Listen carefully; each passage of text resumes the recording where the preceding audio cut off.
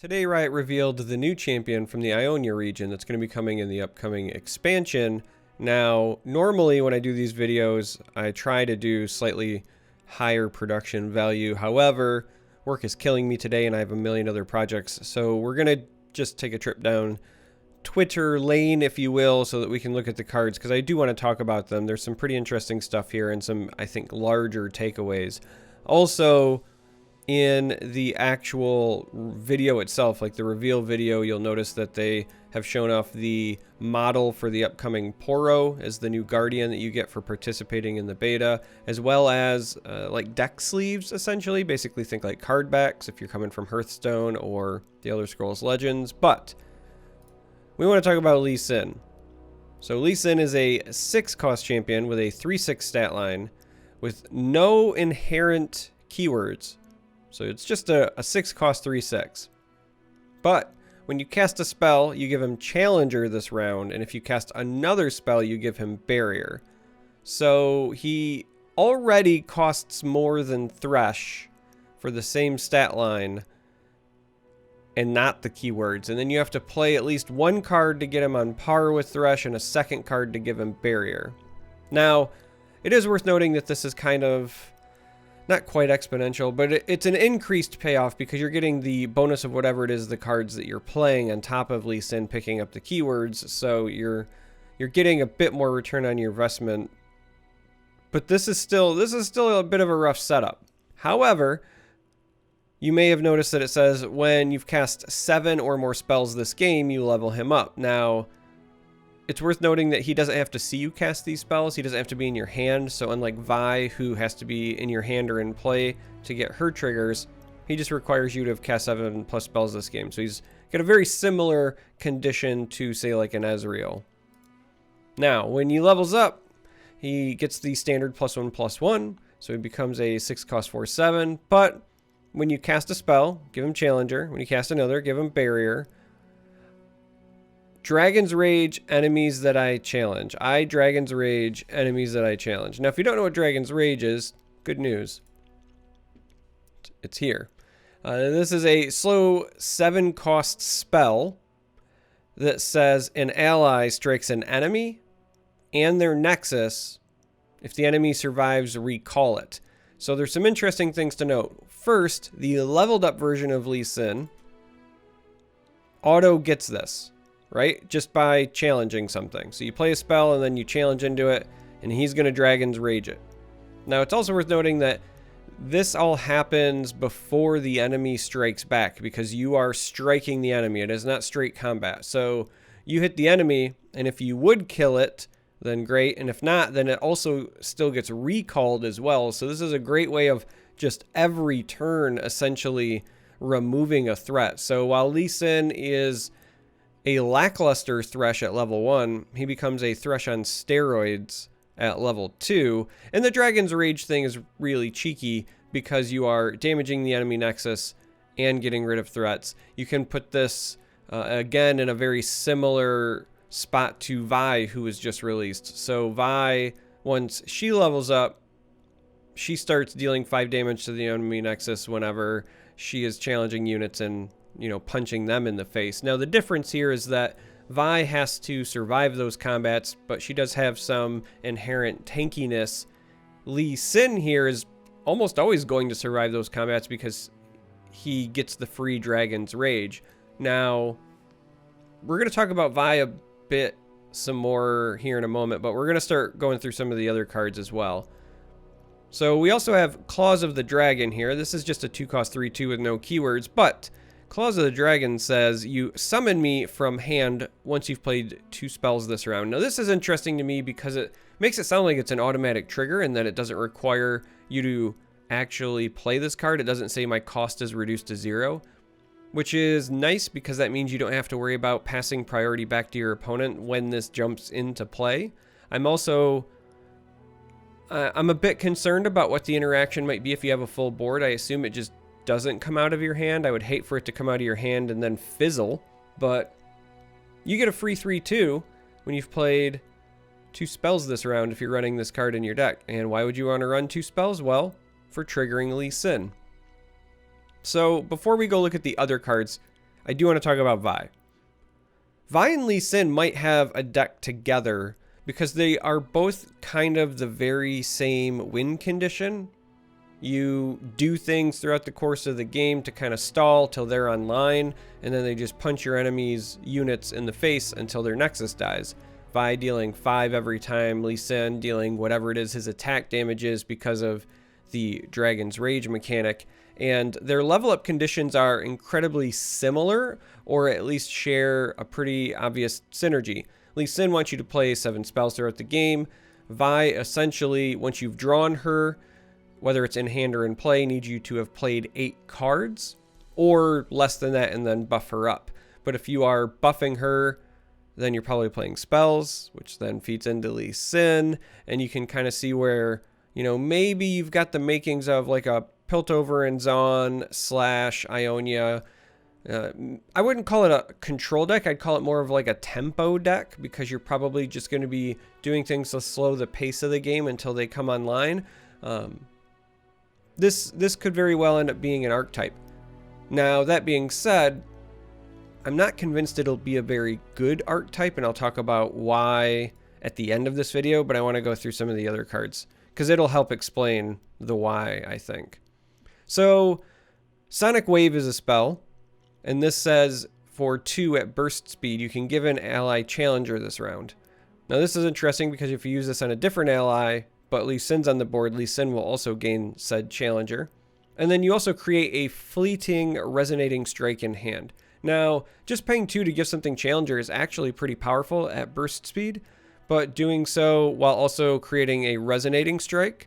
And Resonating Strike here is a 1-cost burst spell that gives an ally +2/+0 this round. That's a really potent combo. I can see this like 2-card combo being played a lot in aggressive lists because, like, let's be honest, you can use one of your low-cost cards to challenge their best blocker, and then whatever it is that's getting through is getting the +2/+0, whether that's an extra elusive unit or just a bigger body. I mean, this is in Ionia, so you have to assume you're also running elusive units, and if you were running, let's just say hypothetically, old school Ionia, where you're running Freljord for some buffs and then Ionia stuff, and you've got your Omen Hawk, and then turn 2 you played, you know, the duo, and so now it's turn 3, you could, in theory, have the Omen Hawk pull their best blocker or pull their elusive blocker if they have one, and then use the Resonating Strike to then also buff for extra damage. Do I think that's the best use of this card? No, far from it. But, like, you just kind of get the idea, right? Of this is potentially a control tool, but it's also very much an aggressive card, in my opinion, because of its ability to eat blockers and then buff the things that are getting through, and you're doing both at burst speed. Now, this is essentially, in my opinion, a 3-cost card, because I find it really hard to believe there's a scenario where you're going to play one without the other, and if they do exist, they're pretty rare. Again, maybe panic situation, you're out of mana, but you really need to challenge a unit to get rid of it. Fine, you know, you take the loss, but this is basically like a 3-cost card that's a 2-parter that you get to split, but because it's 2 different cards, that means it also counts as 2 different spell casts toward Lee Sin, and that's a very big deal. It also means it counts as 2 different spell casts for cards like Ezreal, which is another pretty big deal. Now, do I think you're running this card in an Ezreal deck? Again, probably not, but it's one card that generates 2 casts at burst speed, so don't sleep on it. Now, next up we have Retreat, and then the counterpart is Return here. So Retreat is a fast spell that just recalls an ally and creates a return in your hand. So this is 1 more than Recall to get this return. But what Return does is at burst speed, it lets you summon an ally that costs 3 or less from hand. So again, the idea here, as you're probably kind of putting it together, is that this summons your cheap card back to your hand, and then this puts it back into play. So you essentially save your threat, save your units. Now, it's the best value on a 3-cost unit, and it's weird because in many ways you're just running an extra copy of the card.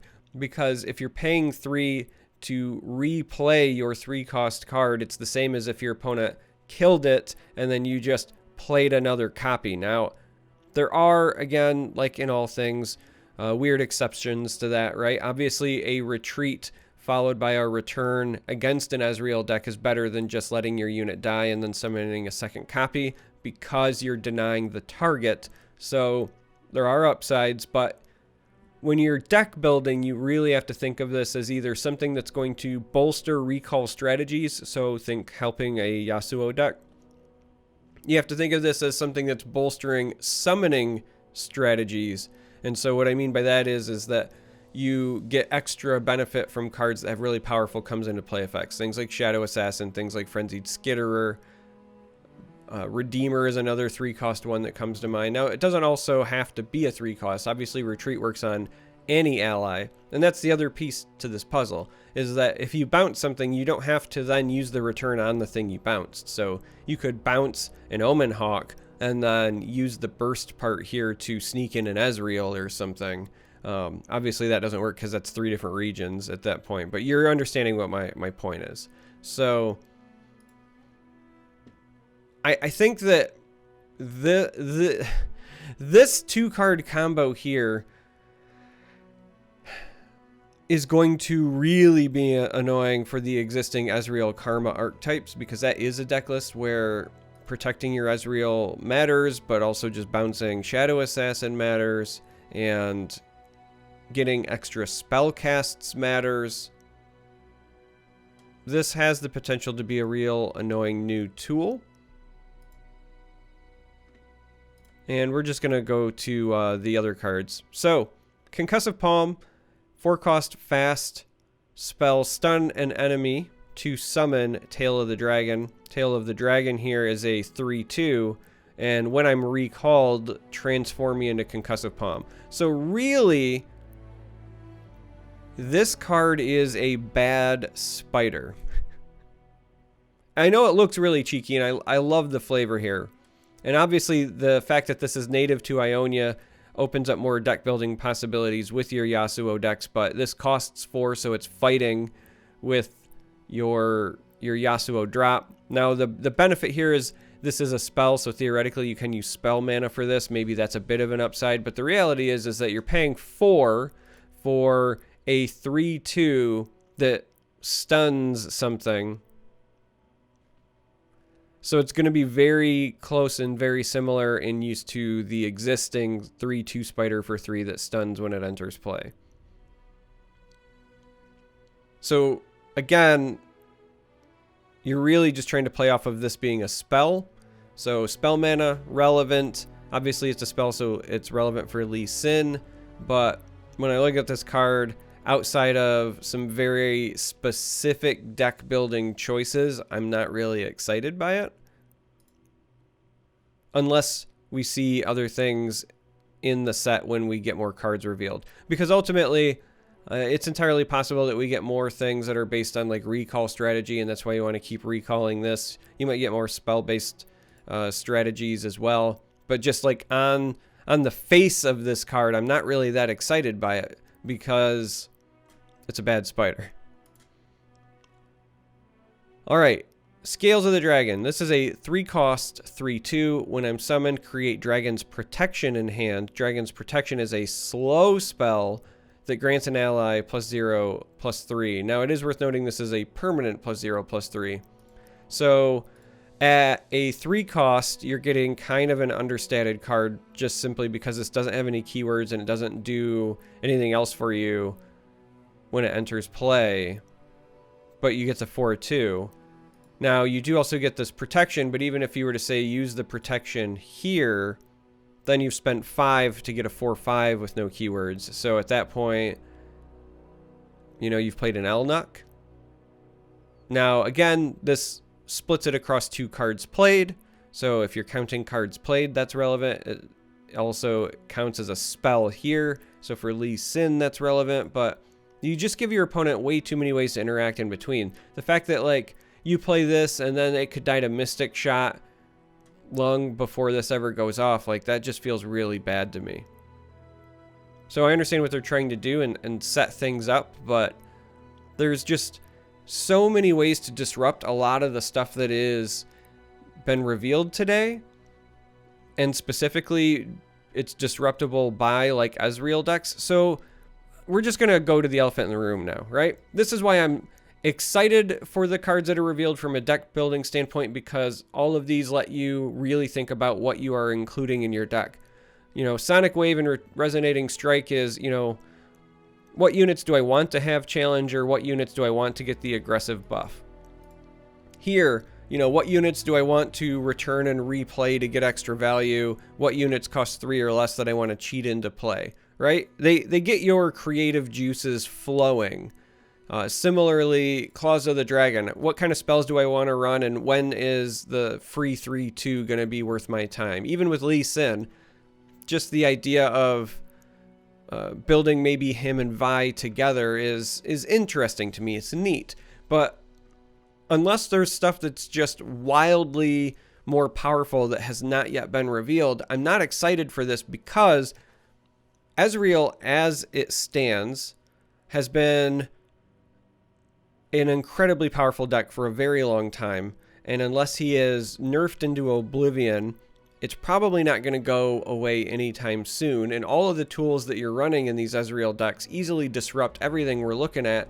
And the problem is that the investment to level up Ezreal, it's a Freudian slip because he really is everywhere, but the investment to level up Ezreal is so similar to what it would be to level up a Vi or to level up a Lee Sin, but you don't get the drawbacks of them. And what I mean by that is that they have to stay on the board and go through multiple combats before they win you the game. Leveling up Vi is going to be awesome, but then you've either got to have gotten a bunch of chip damage in, or you've got to give her might, or you've got to punch like 4 things in the face with her. Leveling up Lee Sin is going to be really satisfying, and it's a cool effect when you kick somebody into the Nexus, but you go through all that work of casting 7 spells, leveling up Lee Sin, investing 6 mana into him, and then he finally gets to attack something, and he like launches it into the Nexus, and you deal 4 damage to the Nexus. Like, the payoff is just not the same. Ezreal's payoff is he just wins you the game. Probably 8 times out of 10, by the time you've leveled up your Ezreal, like, you're just going to win the game. So if my choice is I can deck build around a champion and one of them is going to win me the game at burst speed that my opponent can't interact with, and the other ones are they have to get into combat and survive multiple combats, like, it's a no-brainer. It's the same reason that Fiora combo decks aren't really super popular. Yeah, you can go on a run with them and they make the highlights, and I think that that's a really cool mechanic with her as well, but it's the exact same problem. It's the exact same ice cream cone, it's just a different flavor, right? Fiora, Vi, Lee Sin are all the exact same thing. And the worst part about it is that that's what I think is the best part of Runeterra. Getting your units into combat, playing those combat tricks, trying to, you know, outsmart or one-up your opponent or set yourself up for favorable trades. The champions are what make the game, and them getting into combat is what is, in my opinion, cool and fun and interesting about Runeterra. And unless something pretty drastically changes with Ezreal in the near future, a lot of that is being suppressed. I'm not going to say, you know, made obsolete or irrelevant, because you can still win with some lists like that, but you're not going to win competitively, right? You're not going to be climbing to the tops of the ladder with a Lee Sin deck, with a Vi deck, with a Fiora deck, unless something changes. Vi, I think, might have the closest chance at pulling it off, simply because you can combine her with might. So when you finally level up Vi and you're maybe running her with Noxus, and then you get to run over some, you know, poor spider, and you also throw might on her, and so she overwhelms for 12 and then blows up their Nexus for 5. Like, yeah, okay, I get it. But then you're also right back to almost like the Ezreal thing, where the only way that you're being competitive is if you are building your deck around leveling a champion, and once you've leveled that champion, you just automatically win the game, or you get in such an advantageous position that it's very difficult to lose. You know, I'm using a lot of hyperbole here, and I understand that when I say, like, you auto win. Obviously, I know that there are times when Ezreal levels up and you don't win, but the numbers drastically favor like an Ezreal deck or a Karma deck once you've got them leveled up and you've got them on the board, right? Unless it's a mirror match, in which case, like, that's kind of a coin flip-ish anyway. That's going to come down to draw and or whoever makes play mistakes more than the opponent. So you got to capitalize on mistakes and hope that you draw well in mirror matches. That's just kind of the nature of card games. But ultimately, I hope that something happens with Ezreal. And if I'm being entirely honest, I kind of hope that they take another look at control in general, because aggressive decks were really popular at the beginning of the game. And that's common because the longer it takes for people to figure out and fine tune lists, the better off aggro will be. And I wouldn't be shocked if for the first, I'll say 4 to 5 days of the new expansion, aggro is really well positioned as people tinker with stuff and other folks try to punish that. But the reality is, when you look at the card pool as is, aggro needs some help. Right? And I'm not even talking about just straight burn. I just mean aggressive lists in general, proactive lists in general need some help. I mean, even right now as I'm filming this today, the elusive OTK list is not even really like a proactive list. Like, it's a combo list. You're trying to win with 1 to 2 attacks of Zed. Like, this is not a, you know, I play something on curve, or, you know, I play 2 to 3 units and then I protect them with spells. It's not really like a fun tempo thing. Runeterra right now is all about incredible value spikes. You set yourself up for an incredible value spike and then hope that it either wins you the game outright or it puts your opponent so far behind that it's very difficult to lose. So when I say value spikes, I mean you get your resolved karma on 10 or later. You get to the point where you've killed Anivia and you start chaining rekindlers. You level up that Ezreal. Whatever your value spike is, you want that value spike. Even in like the aristocrats decks or the undying decks or whatever it is that you want to call them, right? A lot of what you're doing during the beginning parts of the game is just setting up your combo, getting your undyings to die a bunch. And then your real value spikes come down to usually Ruination or, again, depending on the version, if you're running like the Thresh Anivia version, then again, you start chaining Rekindlers. Ruination, at least for me, with the version I've been playing, has been usually the big spike, because if you can get 2 to 3 pretty large Undyings and then you pop that Ruination, the next turn you're probably attacking for lethal or close to it by that point in the game. So everything, again, it just feels like it's all value oriented, big value spikes. And I just don't see Lee Sin representing a big enough value spike to make it worth your time. It's also, in my opinion, why Yasuo was popular for like 4 days and then immediately it went back. The 4 health did not address the core issue with Yasuo. He was really popular because everybody wanted to try him out. And people were winning with him, but they were winning because everybody was trying out new things after that last patch. Once it settled down, Yasuo fell right back into where I expected him to, which is like a middle of the road deck. Like, yeah, I'm not saying you can't win with it, but you're not going to climb with a Yasuo deck. Why? Because the payoff for investing in Yasuo isn't a big enough value spike to be worth your time in Legends of Runeterra. So you went from a 4-4 to a 5-5, and now instead of bouncing things to people's hands, you're killing them instead. But in both cases, you were still removing blockers and then attacking into them, right?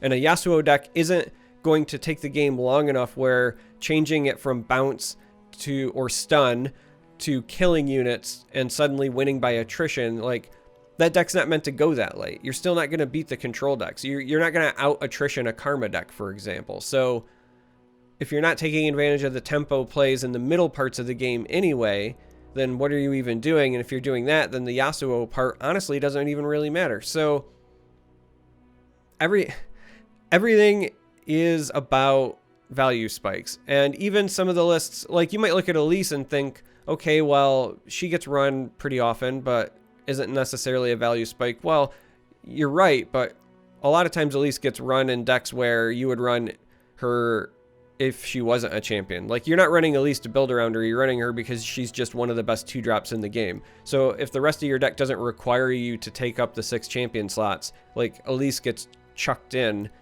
because that's what you do. I don't know.